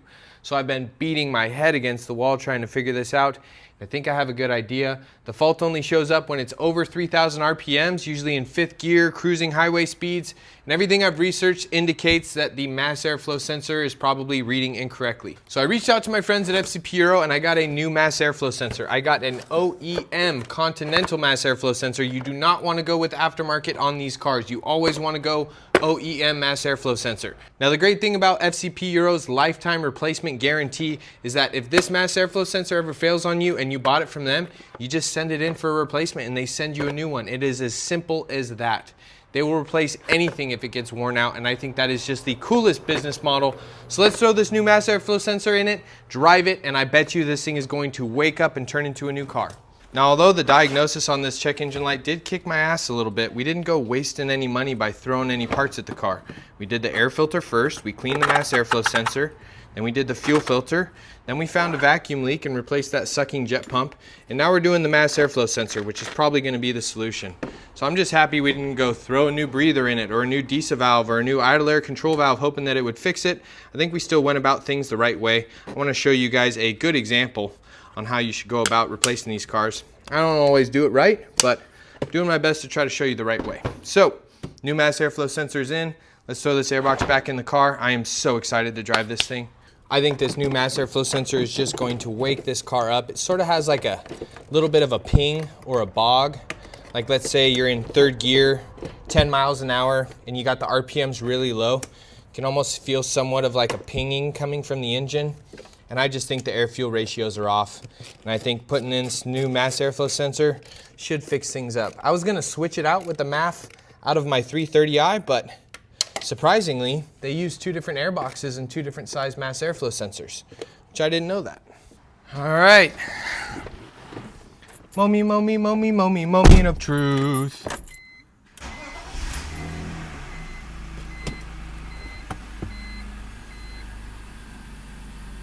Oh yeah. Oh yeah. Let's go take this thing for a drive. Let's take it for a drive, baby. All right, so what I really want to check for is 2nd gear, like right here, low RPM, when it really bogs down. Nice, feels a lot better. It was almost misfiring, right? I'd be 10 miles an hour in 3rd gear, really get on it, and almost like a spark plug ignition coil misfire, which I thought it was, but I think it's mass airflow sensor. So let's see, 3rd gear, we're at 600 RPM. Oh yeah, no, we're good. That totally fixed that. Wow, it is so much smoother, low RPM.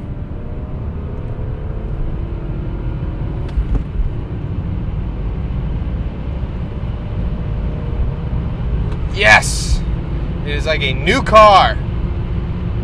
Oh, feels good to get that mass airflow sensor in there, guys. Whew. Man, it feels so good to have that check engine light figured out. Oh my goodness. All right, so let me fill you guys in on the game plan.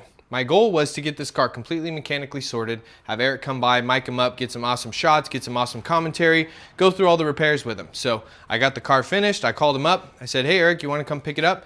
He said, honestly, I'd rather leave it with you. I wanna get started on the exterior stuff. He wants to totally refresh the front end, get the hood repainted, put a new bumper skin on, repaint that, replace all the trim, replace the weather stripping, all of that good stuff. And if you look over my shoulder, I have a huge stack of parts from FCP Euro, including bumper skin, bumper trims, fender wells, auxiliary fan cowl, a bunch of good stuff. So if you'd like to see more work on this car and see Erik's epic reaction, as well as follow me as I get the hood repainted, get the bumper skin repainted, and totally go through the whole front end, be sure to subscribe to the channel. Keep an eye out because that video is coming soon. So last time I did one of these videos on Erik's car, I got a lot of comments and a lot of emails from people asking if I can do the same thing on their car. And that's totally a possibility. The biggest challenge is that I live in rural Northern California.